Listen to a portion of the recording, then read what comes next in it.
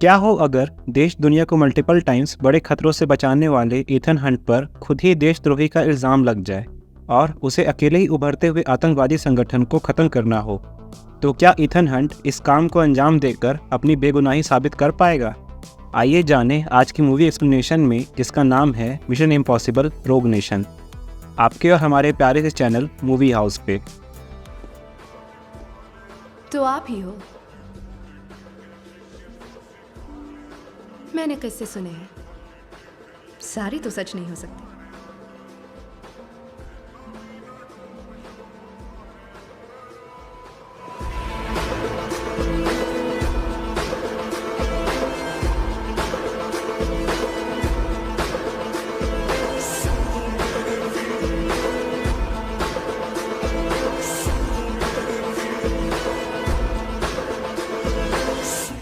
तो हमारे फिल्म की शुरुआत में हम बेलारूस में एक प्लेन में एक पैकेज को देखते हैं जिसमें कुछ जहरीले गैस एक सिलेंडर्स में थे जो कि गलत हाथों में थे और आईएमएफ एजेंट्स उसे एक्वायर करने में लगे हुए थे। बेंजी लूथर की मदद से प्लेन के कंट्रोल सिस्टम्स को हैक कर उसके हाइड्रोलिक्स, इंजन और इलेक्ट्रिसिटी को बंद करने का ट्राई करता है ताकि प्लेन टेक ऑफ ना कर सके, लेकिन वे सब इंक्रिप्टेड होते हैं और प्लेन भी टेक ऑफ करने लगता है। तभी वहाँ ईथन हंट की एंट्री होती है और वो बेंजी को साइड के डोर को खोलने को बोलकर चलते प्लेन पर कूद जाता है। बेंजी डोर खोलने में देर लगाता है, जिस वजह से ईथन को उड़ते हुए प्लेन से लटकना पड़ता है। एक फन फैक्ट कि इस सीन में किसी भी तरह की सीजीआई का यूज़ नहीं किया गया है। टॉम क्रूज ने एक रोप से खुद को सपोर्ट देते हुए खुद ही इस स्टंट को पुल ऑफ किया है। खैर, बेंजी फिर प्लेन के डोर को खोल देता है और ईथन प्लेन से उस पैकेज को लेकर फरार हो जाता है। फिर ईथन लंदन में एक बुक स्टोर में पहुंचता है, जिसकी स्टोर कीपर भी आईएमएफ की एक स्लीपर सेल एजेंट होती है, जो उसे पुराने ज़माने वाले कैसेट्स के थ्रू आईएमएफ का एक मैसेज देती है, जिसे ईथन एक रूम में जाकर देखता है। उस मैसेज से ईथन को पता चलता है कि बेलारूस में प्लेन से बरामद किए गए हथियार एक मास टेररिस्ट अटैक के लिए थे और ये एक गुप्त आतंकवादी संगठन सिंडिकेट का काम हो सकता है, जिसे तुम पिछले साल से ट्रैक कर रहे हो। आमतौर पर तुम्हें और तुम्हारी टीम को ऐसे ऑर्गेनाइजेशन में घुसकर उसे ख़त्म करने का मिशन मिलता है, लेकिन इस बार हमने तुम्हारे लिए ये काम आसान कर दिया है क्योंकि हम ही सिंडिकेट हैं। ईथन ये सुनते ही चौंक जाता है और उससे आगे पता चलता है कि ये मैसेज आईएमएफ के नए मिशन का ना होकर बल्कि सिंडिकेट की तरफ से एक वार्निंग है कि हमें रोकने की कोशिश मत करना वरना मारे जाओगे। इस मैसेज के ख़त्म होते ही उस रूम के एयर डक्ट्स के थ्रू धुआं निकलने लगता है। ईथन उस कमरे में बंद भी हो जाता है और दरवाजे के ग्लास से बाहर एक आदमी को देखता है जो स्टोर कीपर के सर पर गन ताने हुए था और उसे गोली भी मार देता है और ईथन कुछ नहीं कर पाता है और जहरीले धुएं के कारण बेहोश हो जाता है। फिर सीन यूनाइटेड स्टेट्स के सेनेट में शिफ्ट होता है, जहां सीआईए के डायरेक्टर एलन हनली आईएमएफ पर एक इनसफिशिएंट और गद्दार ऑर्गेनाइजेशन होने का इल्ज़ाम लगाते हैं कि कैसे आईएमएफ ने अपने मिशंस के शुरुआती दिनों में सीआईए के हेडक्वार्टर से एजेंट्स की लिस्ट को चुराया, कैसे एक आतंकवादी को न्यूक्लियर लॉन्च कोर्स देकर दुनिया को खतरे में डाल दिया और कैसे आईएमएफ की वजह से आधा क्रेमलिन तबाह हो गया। और वो इन इल्ज़ामों के साथ ही साथ जज के सामने आईएमएफ को बंद कर देने का भी डिमांड करते हैं। IMF agent William brand IMF को डिफेंड कर रहा था, लेकिन सेनेट ये डिसाइड करती है कि आईएमएफ को बंद कर दिया जाए और अब से सीआईए ही आईएमएफ रिलेटेड ऑपरेशंस को संभालेगी। फिर ईथन होश से जागते ही सामने एक लड़की जिसका नाम इल्जा फाउस्ट था और कुछ आदमियों को देखता है। ये सब सिंडिकेट के ही मेंबर्स थे और ये ईथन को टॉर्चर करने वाले थे, लेकिन वो लड़की ईथन की मदद करती है और ईथन उस लड़की की मदद से वहाँ से भाग जाता है। ईथन अपनी जान बचाकर ब्रांड को सिंडिकेट और उस आदमी के बारे में बताने के लिए फ़ोन लगाता है, जिस पे ब्रांड उसे बताता है कि आईएमएफ अब बंद हो चुका है और हमारे सारे एसेट्स और ऑपरेशंस अब सीआईए के अंडर हैं और तुम्हें पकड़ने के ऑर्डर्स भी मिले हैं। ये सुनते ही ईथन ब्रांड से कहता है कि मैं समझ सकता हूँ, हमारे बीच कोई भी बात नहीं हुई और मैं लंदन में गायब हो गया, कोई पूछे तो यही बताना। और फिर ईथन फ़ोन रख देता है और उस आदमी को पकड़ने में लग जाता है जिसने कैसेट्स के शॉप में उस लड़की को मारा था। ईथन को अपनी रिसर्च से पता चलता है कि सिंडिकेट में सभी वे लोग हैं जो कभी किसी सीक्रेट एजेंसी के मेंबर्स थे और वे या तो डेड या मिसिंग हैं। फिर ईथन हेडक्वार्टर से बेंजी की मदद लेता है और उसे ओपेरा के टिकट्स भेज ऑस्ट्रिया बुलाता है, जहां ईथन को भरोसा था कि उस ओपेरा में वो आदमी भी ज़रूर आएगा, कि उसकी मदद से वो उस आदमी पर एक ट्रैकर लगा देगा और उसका फॉलो करेगा। और बेंजी प्लान के मुताबिक सीसीटीवी कैमरेस का एक्सेस लेकर ईथन द्वारा दिए गए स्केच से भीड़ में से उस आदमी को खोजने लगता है, बेंजी सीसीटीवी में सर्च करते वक्त एक दूसरे आदमी को देखता है जो सस्पिशियस था और ईथन को उसके पीछे जाने को बोलता है।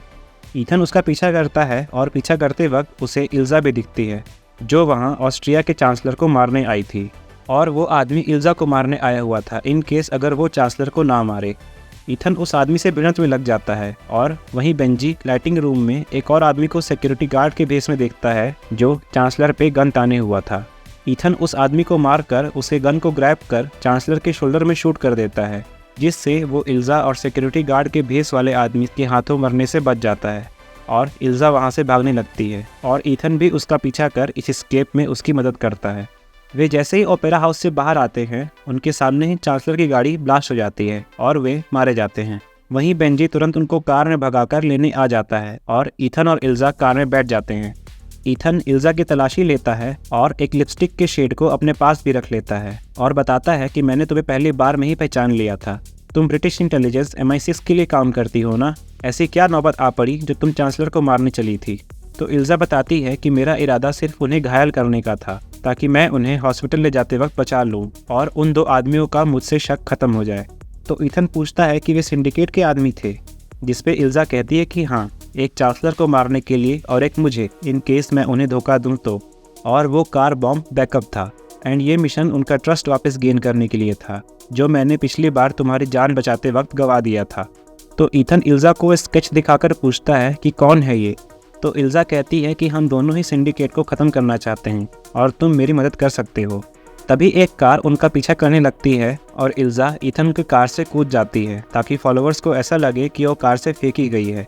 ईथन और बेंजी ऑस्ट्रिया के सीक्रेट IMF बेस पर पहुंचते हैं जहां ईथन बेंजी को पासपोर्ट्स, न्यू आइडेंटिटी और कुछ सामान देकर वहां से जाने को बोलता है, जिसे बेंजी तुरंत मना कर देता है और वो ईथन की मदद करने का जिद करता है। फिर ईथन उसे कुछ फोटोज दिखाता है जिनमें ओपेरा में दिखे 2 शूटर्स भी थे और ईथन बताता है कि ये सारे अलग अलग देशों के इंटेलिजेंस एजेंसीज के एजेंट्स हैं जो या तो मिसिंग हैं या मरे हुए मान लिए गए हैं और ये सभी सिंडिकेट के मेंबर्स हैं और इन सब का लीडर है ये आदमी जो जहाँ भी जाता है अपने साथ बर्बादी और धमाके लाता है जिससे कई लोगों की जान जाती है, बिल्कुल एक एंटी IMF की तरह। और हनली के IMF को बंद कर देने के बाद से सिंडिकेट और भी बढ़ते जा रहा है और इसे रोकने के लिए हमें इस आदमी तक पहुंचना ही होगा।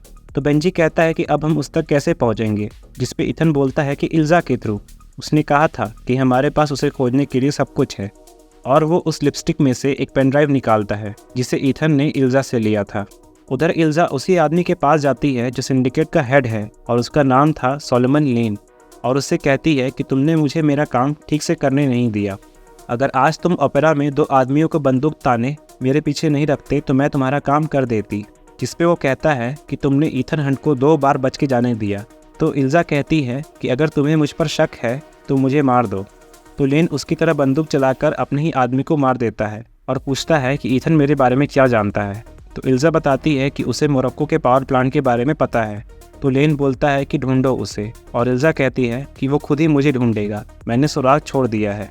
उधर बेंजी और ईथन को उस पेनड्राइव से मोरक्को में स्थित एक ऑफलाइन सिक्योर कंप्यूटर फैसिलिटी, एक स्किफ के बारे में पता चलता है जिसे बाहर से हैक करना इम्पॉसिबल था और ये एक तरह का डिजिटल सेफ होता है।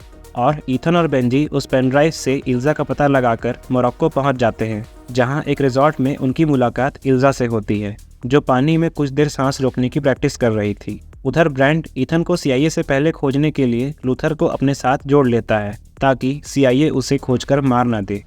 ईथन इल्जा से पूछता है कि कौन है ये आदमी, जिसपे इल्जा बताती है कि इसका नाम सोलोमन लेन है। ये ब्रिटिश इंटेलिजेंस MI6 का फॉर्मर मेंबर है और इसी ने सिंडिकेट बनाया है। जिसपे बेंजी पूछता है कि अगर MI6 को सिंडिकेट के बारे में पता है तो उन्होंने CIA को इसी खबर क्यों नहीं दी।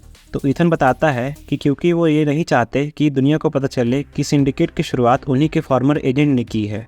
इल्जा बताती है कि मुझे खुफिया तरीके से लेन का भरोसा जीतने और उसके सिंडिकेट के मेंबर्स का पता लगाने के लिए भेजा गया है और पूरे 2 साल बाद मुझे एक लीड मिली है।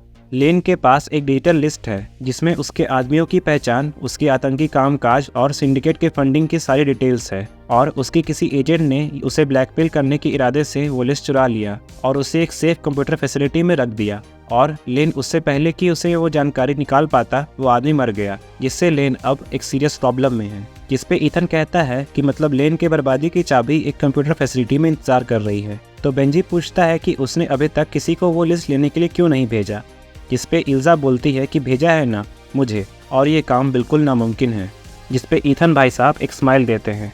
इस आदमी ने CIA के हेडक्वार्टर्स में चोरी की है, दुनिया को एक बड़े न्यूक्लियर अटैक से बचाया है और तमाम खतरों को गलत हाथों में जाने से रोका है, तो इसके लिए आखिर क्या ही इम्पॉसिबल है। खैर, इल्जा आगे की सारी डिटेल्स बताती है कि वो फैसिलिटी एक पावर प्लांट के नीचे छुपी हुई है जिस पे फौज का पहरा है, और लिस्ट डाउनलोड करने के लिए हमें सेंट्रल कंप्यूटर टर्मिनल में पहुंचना होगा।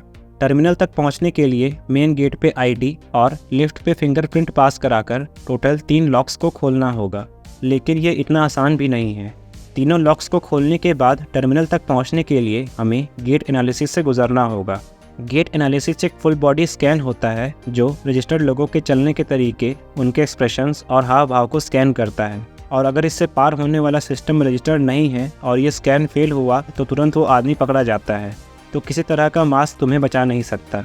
कुछ भी कर लो, तुम उस टर्मिनल में तभी घुस सकते हो जब तुम्हारा पूरा प्रोफाइल सिस्टम में पहले से ही इंस्टॉल्ड हो, और वो सारा सिक्योरिटी डेटा टर्मिनल के नीचे स्थित इन ऑफलाइन ड्राइव्स एक स्किफ में स्टोर किया जाता है, एक ठंडे टैंक में जो कि पानी के नीचे है। तो उस लिस्ट को लाने के लिए हम में से किसी एक को इस टैंक में जाना होगा और सिक्योरिटी प्रोफाइल्स को चेंज करना होगा ताकि दूसरा आदमी गेट एनालिसिस को पार कर टर्मिनल रूम में जा सके। And that's the only way to get the list. लेकिन उस टैंक तक पहुंचना भी आसान नहीं है। असल में समुंदर से नमक निकाला हुआ पानी पावर प्लांट की इस जगह से स्किफ के अंदर आता है, और सिस्टम इस तरह से डिज़ाइंड है कि एक भी मेटल उसके अंदर नहीं जा सकता है। तो बेंजी पूछता है कि इस वाटर इनटेक से स्किफ तक स्विम करने में और सिक्योरिटी प्रोफाइल को चेंज करने में कितना टाइम लगेगा। तो इल्जा बताती है कि अप्रॉक्स 3 मिनट, जिस पे बेंजी रिप्लाई देता है कि बस ये तो काफ़ी आसान है। ईथन को बस 3 मिनट तक अपनी सांस रोकनी होगी, सिक्योरिटी प्रोफाइल्स को चेंज करना होगा ताकि मैं गेट एनालिसिस को पार कर वो लिस्ट ले आऊँ, और इस सर्विस हैच को यूज़ करके बाहर आ जाना है। ये तो मुझे इम्पॉसिबल नहीं लगता। खैर, उधर ब्रांड और लूथर ईथन को खोजने में लगे हुए थे, और लूथर कहता है कि अगर हमने इसे खोज लिया तो समझो ईथन भी मिल जाएगा, और लूथर इतने में ही इल्जा को ट्रैक भी कर लेता है। लेकिन उसे पता चलता है कि इल्जा MI6 से सस्पेंड की गई हुई एजेंट है और वो ईथन के लिए खतरा भी हो सकती है।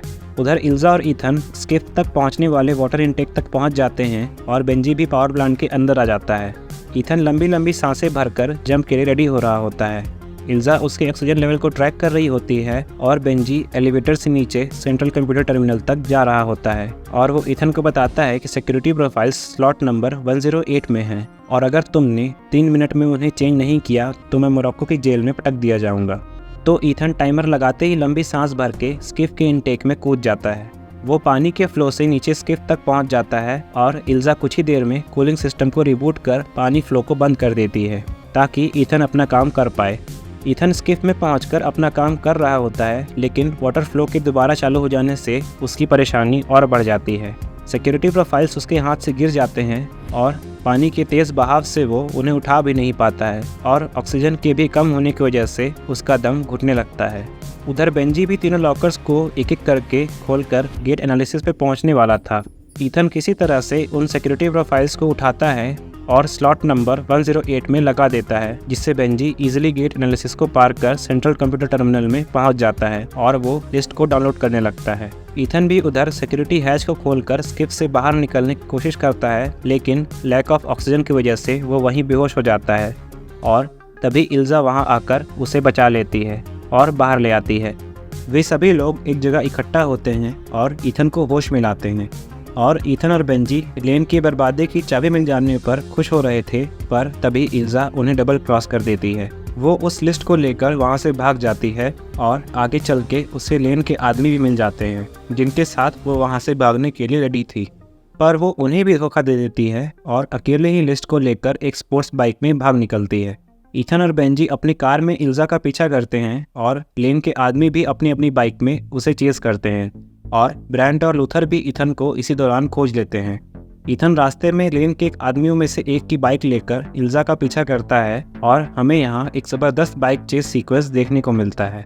लेकिन इन दी एंड इल्जा ईथन को चकमा देकर लिस्ट लेकर फरार हो जाती है। वे सब थक कर एक जगह बैठते हैं, और ईथन बेंजी से कहता है कि मुझे उम्मीद है तुमने उस लिस्ट की कॉपी बना ली होगी। इस पे बेंजी कहता है ऑफ कोर्स, ये भी कोई पूछने की बात है। और ईथन और सभी IMF एजेंट्स आगे के काम में लग जाते हैं। इल्जा लंदन में एक आदमी से मिलती है जिसका नाम एटली था और वो MI6 में इल्जा का सुपरवाइज़र था। इल्जा उसे वो लिस्ट देती है और बताती है कि इसमें सिंडिकेट के बारे में सब कुछ है जो तुम जानना चाहते हो, और ये लिस्ट के बदले मुझे MI6 में वापस लेने का सौदा था, तो मैंने अपना काम पूरा किया। लेकिन वो आदमी ऐसा करने से मना कर देता है और वो इल्जा से कहता है कि अगर तुम्हें फिर से ब्रिटिश इंटेलिजेंस का हिस्सा बनना है तो तुम्हें लेन के सिंडिकेट का हिस्सा फिर से बनना होगा और ये प्रूफ लेकर आना होगा कि ये लिस्ट असली है। हो सकता है कि ये लिस्ट नकली हो और ये सारी चोरी लेन की ही चाल हो। हम तुम्हें अपना नहीं मानते, जिसका मतलब इस वक्त तुम किसी देश की नहीं हो, और अगर तुम्हें अपनी पुरानी ज़िंदगी, अपनी आइडेंटिटी वापस चाहिए तो लेन की असलियत का पता लगाओ। ये सुनकर निराश होकर और वो पेनड्राइव से भरे लिस्ट को लेकर वहाँ से चले जाती है। उधर लूथर उस कॉपीड पेनड्राइव से वो लिस्ट को ओपन करने का ट्राई करता है, लेकिन वो ओपन नहीं होता है क्योंकि वो पेनड्राइव एक रेड बॉक्स था, जिसका मतलब था कि उसे खोलने के लिए एक खास आदमी के फिंगरप्रिंट, रेटिनल स्कैन और वॉइस स्कैन की ज़रूरत थी, और वो खास आदमी खुद ब्रिटेन का प्राइम मिनिस्टर था। तो सभी समझ जाते हैं कि लेन अब प्राइम मिनिस्टर को किडनैप करने वाला है इस लिस्ट को एक्सेस करने के लिए, और टेक्निकली उनके पास कोई प्रूफ नहीं था कि सिंडिकेट एग्जिस्ट भी करता है जो वो CIA को दे सके। ब्रांड MI6 को ब्रिटिश प्राइम मिनिस्टर की सेफ्टी के लिए इन्फॉर्म करने वाला होता है, लेकिन ईथन उसे रोक देता है और कहता है कि हो सकता है लेन हमसे ऐसा ही चाहता हो, हमें PM तक उससे पहले पहुंचना होगा, और इसके लिए वो लोग इल्जा को ट्रैक करते हैं। इल्जा लेन के पास वो लिस्ट को देने जाती है और लेन इल्जा की असलियत जान रहा था, लेकिन फिर भी वो उसे एक और मौका देता है और अपने साथ जुड़ने को कहता है। पर तभी उसे पता चलता है कि वो पेनड्राइव खाली है, जिसे जान इल्जा भी शॉक हो जाती है और लेन उस पर आग बबूला हो जाता है और ईथन को पकड़ने को बोलता है। इल्जा जानती थी कि ईथन उसके हर एक मूवमेंट को ट्रैक कर रहा होगा, और ठीक ऐसा ही था। इल्जा को एक पब्लिक प्लेस पर ईथन और उसकी टीम खोज लेती है और ईथन उससे कहता है कि मुझे सब पता है कि तुमने जो भी किया वो क्यों किया, लेकिन तब भी उन्होंने तुम्हें ब्रिटिश इंटेलिजेंस में वापस नहीं लिया तुम्हारे लिस्ट देने के बावजूद। जिस पे इल्जा कहती है कि तुम्हें मालूम था कि वो पेनड्राइव खाली है, पर ऐसा नहीं था। वो पेनड्राइव बिल्कुल ओरिजिनल थी, पर एटली ने इल्जा से मिलते वक्त उसे डिलीट कर दिया था ताकि इल्जा वो पेनड्राइव लेन को देने जाए और लेन उसे मार दे। इल्जा ईथन से कहता है कि लेन ने मेरे लिए एक मैसेज भेजा है ना, क्या है वो। इस पे इल्जा उसे एक फ़ोन दे देती है और उसमें ईथन देखता है कि बेंजी को किडनैप कर लिया गया है, और ये वीडियो पीछे के पार्किंग लॉट से लाइव था, जहां ब्रांट और ईथन लूथर को इल्जा पे नज़र रखने को बोलकर पहुंच जाते हैं। लेकिन तब तक बेंजी को लेके लेन के आदमी वहां से जा चुके थे और इल्जा भी लूथर के नज़र के सामने से फरार हो जाती है। ईथन को उस फ़ोन में लेन का कॉल आता है जो उससे बेंजी की जान के बदले मिडनाइट तक अनलॉक पेन ड्राइव की डिमांड करता है, और ईथन को इस काम के लिए बिना चाहते हुए भी हाँ करना पड़ जाता है, और इसका मतलब था कि अब उन्हें ब्रिटिश प्राइम मिनिस्टर को किडनैप करना होगा। ब्रेंट CIA डायरेक्टर हनली के पास फ़ोन लगाता है और उसे भी लंदन बुला लेता है क्योंकि वो भी ईथन के प्लान का ही हिस्सा था, लेकिन हनली तो ईथन को पकड़ने के इरादे से लंदन आ रहा था। उसी रात लंदन में एक ऑक्शन में प्राइम मिनिस्टर और बाकी सब आए हुए थे और वहाँ एटली भी आया हुआ था। हनली एटली के पास जाता है और बता देता है कि PM की जान खतरे में है और खतरा ईथन हंट से है, और इस कारण एटली PM को इन्फॉर्म कर अपने पास बुला लेता है। PM उससे पूछते हैं कि आखिर ये आदमी कौन है और वो मेरे पीछे क्यों पड़ा है, तो वो सब PM को सब कुछ बताते हैं कि ईथन हंट एक बंद हो चुकी यूनिट IMF का मेंबर था और एक काल्पनिक संस्था के पीछे पड़ा हुआ है, और उसके पास एक रेड बॉक्स है जिसमें सिंडिकेट के सारे डिटेल्स हैं जिसे सिर्फ आप खोल सकते हैं। PM सिंडिकेट शब्द सुनते ही चौंक जाते हैं और एटली से कहते हैं कि तुमने तो कहा था कि सिंडिकेट बस एक एक्सपेरिमेंट है, जिस पे एटली घबरा सा जाता है। PM फर्दर बताते हैं कि सिंडिकेट एटली की दिमागी काल्पनिक उपज थी कि दूसरे देशों से एजेंट्स इकट्ठा करो और उन्हें न्यू ID देकर देश विदेश में हमारे सभी दुश्मनों का खात्मा करो, और इसका बजट मेरे द्वारा सप्लाई होगा जो एक वर्चुअल रेड बॉक्स में स्टोर्ड होगा, और ये मुझे जज, ज्यूरी और एग्जीक्यूशनर बना देता बिना किसी जवाबदेही के, और मैंने इसे पूरी तरह से मना कर दिया था, और मुझे ये आश्वासन भी दिया गया था कि इस प्लान पर आगे कभी काम नहीं किया जाएगा। जिस पे एटली PM को सच बोलने वाली बेहोशी का डांट मार देता है, और हमें पता चलता है कि एटली की शक्ल लेकर असल में ईथन हंट खुद था, जिसे पहले से ही एटली की असलियत का अंदाज़ा था।